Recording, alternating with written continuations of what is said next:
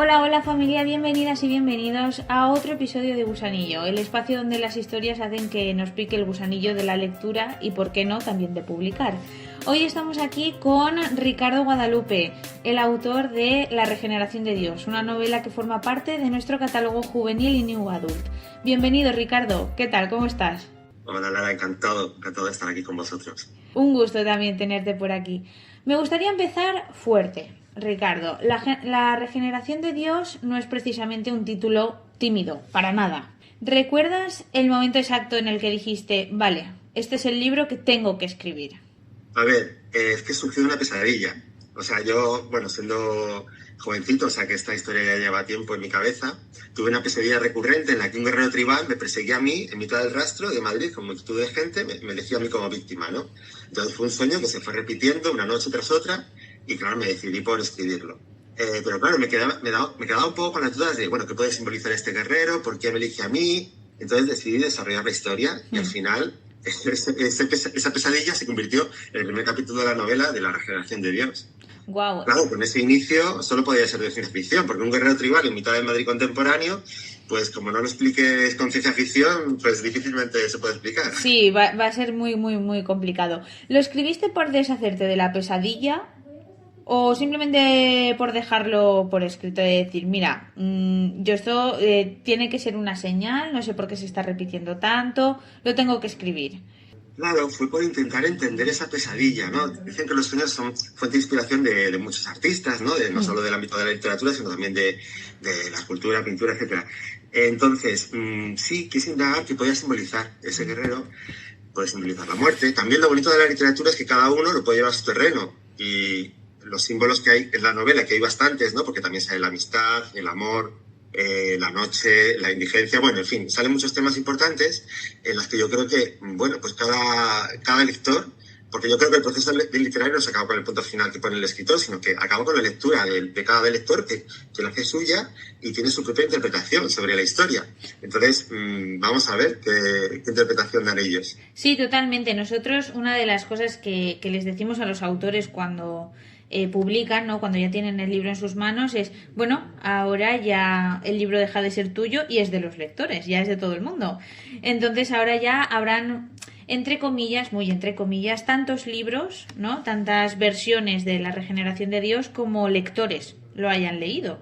Sí, eso me está pasando y es genial, ¿no? Porque ya estoy recibiendo feedbacks de algunos lectores y claro, pues a algunos les gusta más una parte, unos personajes y a otros otra.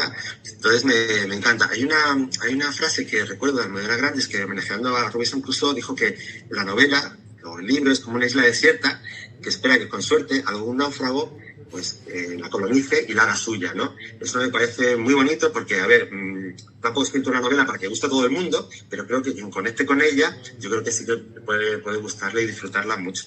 Totalmente. Y para quienes aún no la han leído y nos están escuchando aquí diciendo, vale, bien, pero háblame un poco, ¿no? De la novela, ¿no? Voy a proceder a leer la sinopsis para que vaya abriendo boca y picando el gusanillo como nos gusta a nosotros. ¿Te parece? Fenomenal. ¿Y qué evolucionará el ser humano? ¿Qué vendrá después? ¿Y Dios? ¿En qué consiste? ¿Y cómo ha ido mutando? Abel Soca, un veinteañero que aún no ha encontrado su camino, será perseguido por un guerrero tribal en Madrid de los años 90. Tendrá que tomar decisiones a marchas forzadas, ayudado por dos seres que no son de este mundo. Y buscándose a sí mismo, vivirá el amor, la noche y la amistad. Sara, una apasionada de la música, le cambiará la vida. Por otro lado, una saga de bloqueadores trata de evitar la última regeneración de Dios, que haría posible una existencia que trascendiera la muerte. Para ello, manchan de sangre nuestra memoria colectiva, cometiendo asesinatos solo para su difusión visual. En manos de Abel estará romper esa cadena de asesinatos y que recordemos el sentido de todo, del universo interconectado del que formamos parte. La regeneración de Dios es una novela que indaga en los orígenes del cosmos y de la vida en la Tierra, reflexiona sobre la lucha entre las fuerzas del bien y el mal, y forja el carácter de un personaje que aprenderá técnicas de artes marciales, pero cuya principal fortaleza será empezar a creer en sí mismo. Es una novela con potencial para convertirse en guión, animación o incluso un videojuego. Eva Losada Casanova, premio de novela Fernando Quiñones. ¿Cómo te quedas cuando en tu propia sinopsis del libro aparece este tipo de reseña de alguien con este tipo de premio, ¿no? Como es Eva Losada. Bueno, bien, porque claro, yo estoy muy influido, yo creo que toda mi generación, por las películas, y es verdad que he tratado de escribir a modo de escenas. Entonces, oye, pues ahí lo dejo. Ojalá algún director se anime a versionar como película esta novela. Respecto a ese todo, a ese Dios del que hablo tanto se habla en la sinopsis y hablo en la novela, está muy bien simbolizado por la espiral, ¿no? O sea, la espiral es un símbolo celta, está en la portada, como vemos. Yo, por cierto, siempre llevo un colgante con una espiral para, bueno, obsequiar a los que compran en las ferias el libro. Y es que la espiral simboliza esa interconexión de los diferentes elementos de la naturaleza. ¿Por qué? Porque está en el macrocosmos, en el movimiento de los planetas, en la Vía Láctea, y también en el microcosmos, en conchas, en uñas, incluso, bueno, en el ADN, ¿no? Sí. Entonces, claro, yo de jovencito, como que, bueno, sí, visualicé otro tipo de cosmos diferente, más personal, ¿no? Digamos, más, y un todo como más interconectado. Por eso vienen dos extraterrestres de otro planeta, porque lo que está pasando aquí les influye a ellos. Es, digamos, como una cadena de favores de, si tú vienes aquí y me ayudas, podemos ayudarnos entre todos, ¿no? Sí, un efecto mariposa. Eso es. Entonces, en la sinopsis efectivamente habla de qué vendrá después, ¿no? Porque sabemos de dónde venimos, ¿no? Por la teoría de la evolución, pero no sabemos qué vendrá después de nosotros, ¿no? Claro. También eso lo simboliza la espiral, el camino ascendente de la evolución. Bueno, pues esa evolución en la que estamos nosotros y que también está el todo, ese todo, ese Dios al que aludo en la novela, sería el cosmos. Todo el cosmos entero, toda la naturaleza, todo, nosotros incluidos, ¿no? Pero ¿qué pasa? Que para que evolucione ese todo, también aquí en la Tierra tenemos que evolucionar.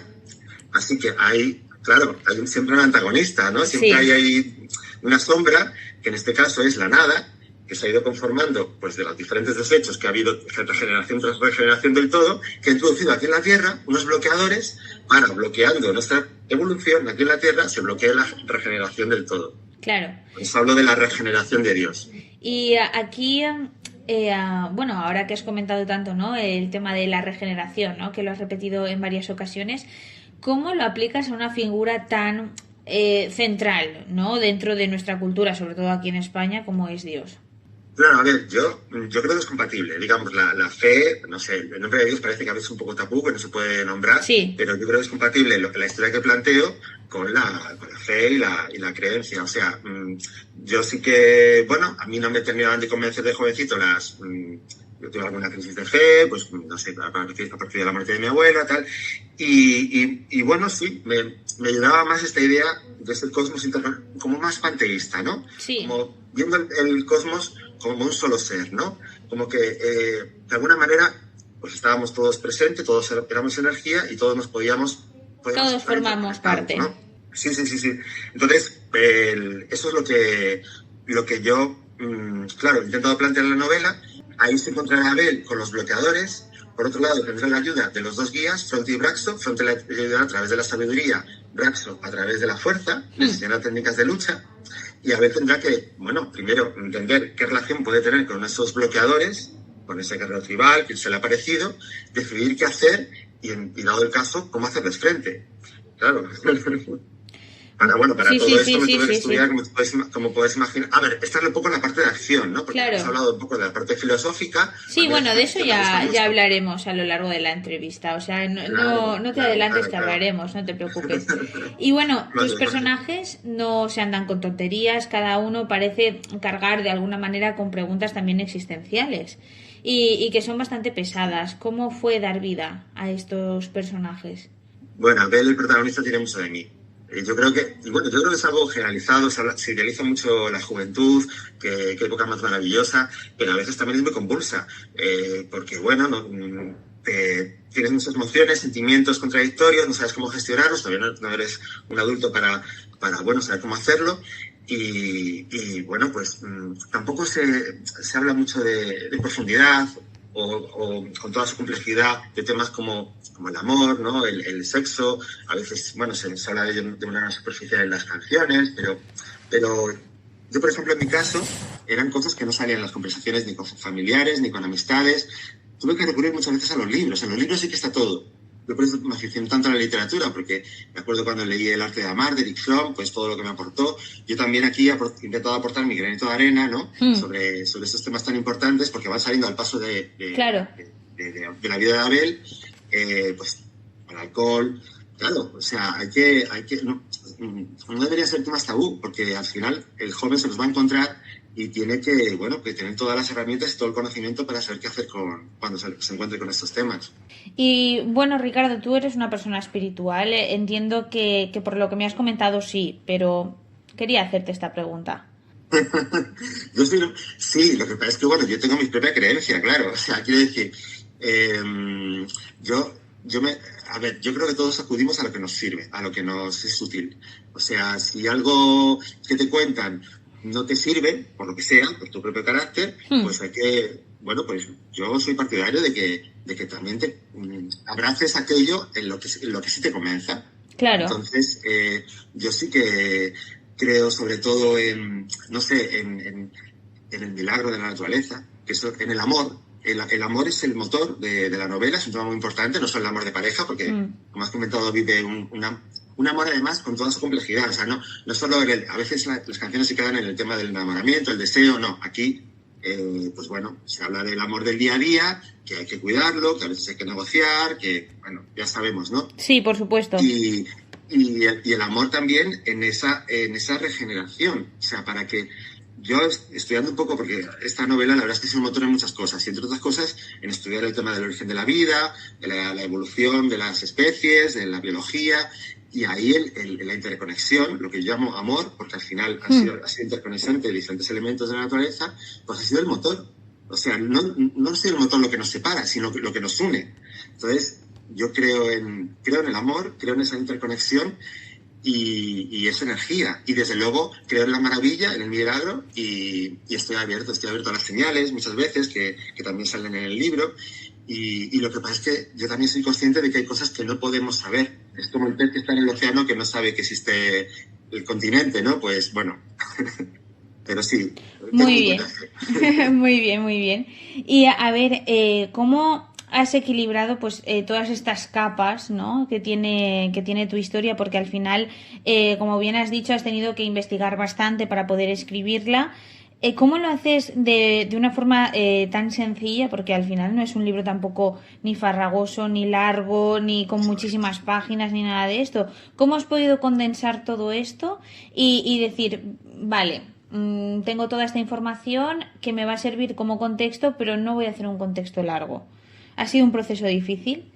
Claro, bueno, primero, tenía clarísimo que tenía que hacer, escribir de forma accesible, o sea, redactar sin palabras enrevesadas, ni expresiones, no sé, muy rimbombantes, o sea, tenía que escribir de forma muy clara, porque ya el tema podía ser complejo, ¿no? Y lo que tú dices, hay diferentes capas, o sea, el que quiera profundizar puede hacerlo, pero el que quiera quedarse en la capa de entretenimiento también puede hacerlo. O sea, estos bloqueadores son una saga de asesinos, quiere decir que hay bastante acción, ¿no?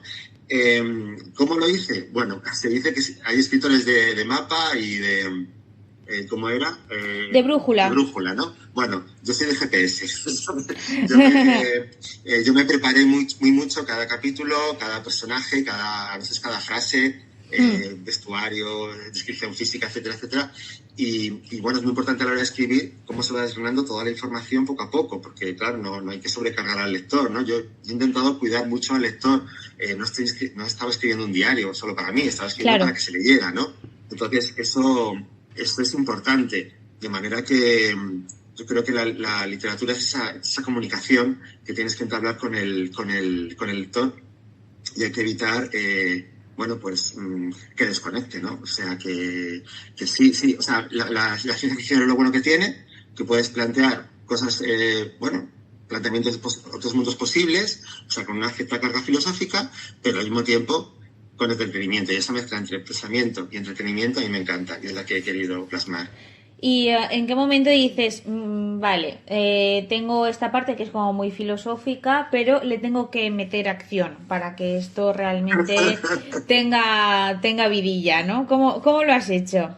Bueno, es que yo mismo como escritor me tengo que, digamos, tengo que disfrutar también el momento, ¿no?, en que lo escribo. Entonces, claro que está el guerrero, claro que están los bloqueadores, están los dos extraterrestres, está Abel, que va conociendo pues a Martín, que simboliza un poco la amistad, que es, claro, la policía también tiene que decir algo en todo esto que va ocurriendo, ¿no?, que todos estos asesinatos que van pasando, ¿no? Conoce la relación con su madre también es muy importante. O sea, hablábamos de los jóvenes, ¿no?, de todos estos temas importantes con los que se encuentran en esa etapa. Bueno, pues las relaciones familiares también son muy intensas, ¿no? A veces hay un rechazo, luego una reconciliación. Bueno, eso también lo quise plasmar en la novela, la relación con Sara importante. De modo que, bueno, he querido, sí, tocar. A ver, se dice que en la primera novela intentas volcar todo, y es verdad, en mi caso ha sido así. Hay aquí muchísimos temas, pero sí, de una manera amena y dinámica. Y dinámica, o sea, está claro. Sí. Me imagino. Y bueno, has comentado, porque ha habido un momento de la entrevista en el que has dicho que sois una generación en la que, pues bueno, las películas han influenciado mucho en todo vuestro entorno.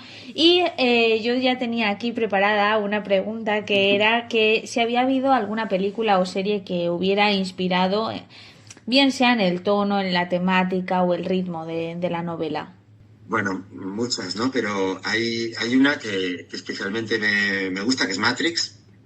Sobre todo hay un momento en que a Neo, ¿no?, le dan a elegir entre las píldoras de diferentes colores, ¿no? Y hay una píldora que es la de la realidad pura y dura, que nos podemos encontrar en el día a día, y luego la otra píldora que abre la puerta a esa realidad paralela, que yo relaciono con la fantasía, y cuando aceptas tomar esa píldora, pues la verdad es que todo toma otro color, más atractivo. Entonces, lo que he intentado también con esta novela, entablar un pacto con el lector para que, bueno, pues, a ver, dentro de la verosimilitud, porque, vale, es ciencia ficción, pero bueno, intento que todo sea verosímil. Yo me he documentado sobre todo lo que hablo del origen de la vida en la Tierra, etcétera, etcétera. Yo me he documentado, pero claro, el lector tiene que aceptar ese pacto de, sí, voy a disfrutar esto porque voy a creérmelo, ¿no? Exacto. Voy a vivirlo, voy a identificarme y voy a creer y voy a entrar en ello, ¿no? Entonces, sí, Matrix me ha influido sobre todo en esto, ¿no? Vamos a entrar en esta otra posibilidad, ¿no? Sí. Y a ver qué pasa. Vamos a abrir esta puerta. Sí, es importante observarnos. que el lector también entre en el juego, ¿no? O sea, Sí.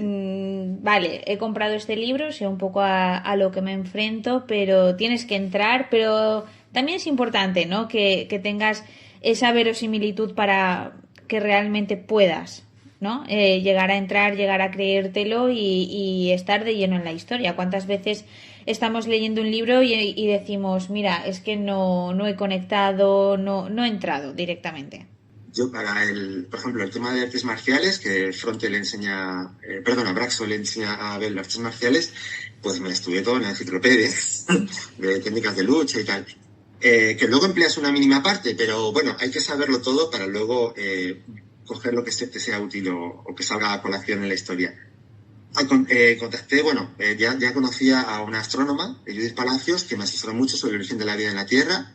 De hecho, yo me descubrí cosas que desconocía, el protagonismo de los cometas en ese origen, ¿no? Entonces, sí, hay que estar... el tema de las hablo de las células procariotas, a ver, que la gente no se asuste, pero bueno, dejo caer cosas que para un poco dar esa base de ciencia y realidad a luego la ficción, ¿no? Oye, y además, quién sabe, quizá es posible, ¿por qué no? O sea, ¿por qué no pensar que hay parte de la ficción que puede ser posible? Sí, totalmente. Y bueno, ¿con qué gusanillo, ¿no?, de alguna manera, volviendo un poco ahí a nuestros lemas, ¿no?, ¿con qué gusanillo quieres que se quede la gente al cerrar el libro? Y también me gustaría saber si hay alguna pregunta, emoción o incomodidad concreta que quieres como provocar, ¿no?, en ese lector. Bueno, respecto a cuando acabe la novela, me encanta que me están escribiendo pidiendo una continuación. Es como que ya se han hecho amigos de esos personajes, que por cierto, antes hablamos de que yo sí era un autor de GPS, pero aún así los propios personajes han cobrado vida. porque me han Claro. ido pidiendo frases o acciones que yo no tenía previstas, y eso es genial, ¿no? Pues eso significa que, bueno, que va bien, ¿no? Entonces, estupendo que los lectores también se hayan hecho amigos de esos personajes, igual que yo he convivido con ellos, pues, y quieran seguir sabiendo más de ello.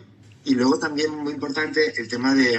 Yo cuando era joven, porque es verdad que esta novela está dirigida principalmente a los jóvenes, aunque también digo, a todos aquellos adultos con mente joven también la pueden leer perfectamente. Yo cuando era joven no solo me invadían estas inquietudes que hemos hablado antes, sino que también tenía como una sombra que me perseguía. Bueno, que podría ser el guerrero, ¿no? Sí, podría ser simbolizada por el guerrero. Y entonces vemos a Abel con esa sombra. De hecho, en alguna de las ilustraciones, ¿no? Que bueno, hemos hablado de la portada, también están en la contraportada Fronte y Braxo. En una de las solapas está Nepenthes, está Abel dentro de Nepenthes, que simboliza la memoria la concentración de la memoria de todo el universo. Bueno, pues en esa misma ilustración se ve una sombra de Abel, que es monstruosa, porque él se ve con esa sombra monstruosa que le persigue. A mí me pasaba eso. A ver, y yo creo que a muchos jóvenes le pasa. En mi caso era la agresividad o, bueno, una pulsión así como que no sabía cómo manejar. Yo creo que leyendo, porque la literatura lo bueno que tiene es que crea mucha empatía y bueno, se pueden plantear cosas muy, muy íntimas, como yo he planteado aquí en esta novela, y el joven pues puede no sentirse tan solo, puede sentirse, bueno, no tan bicho raro, sino decir, mira, a más gente le pasa esto. Claro. Y más integrado en el mundo de la sociedad y bueno, igual que lo trabaja Abel este tema, pues también lo pueden trabajar ellos. Yo tuve también mi propio proceso terapéutico que también he volcado en la novela. Muy bien. Y bueno, la novela ya está en manos de los lectores, ya lleva unos mesecitos que ya ha estado rodando. Tú también has ido a diferentes ferias del libro por toda España, has podido tener contacto directo con los lectores en librerías, en firmas, en ferias, en presentaciones. ¿Ha habido algún comentario, alguna interpretación que te haya sorprendido más, alguna que haya destacado sobre el resto que digas, mira, ahora es el momento de sacarla? Bueno, me encanta cuando, claro, ahora con las redes sociales es muy fácil, ¿no? Pues me envían mensajes a través de que están en todas las redes, en Instagram, TikTok, y bueno, me gusta mucho. Por ejemplo, un lector que toca piano, Sara, el amor de Abel, es estudiante de piano.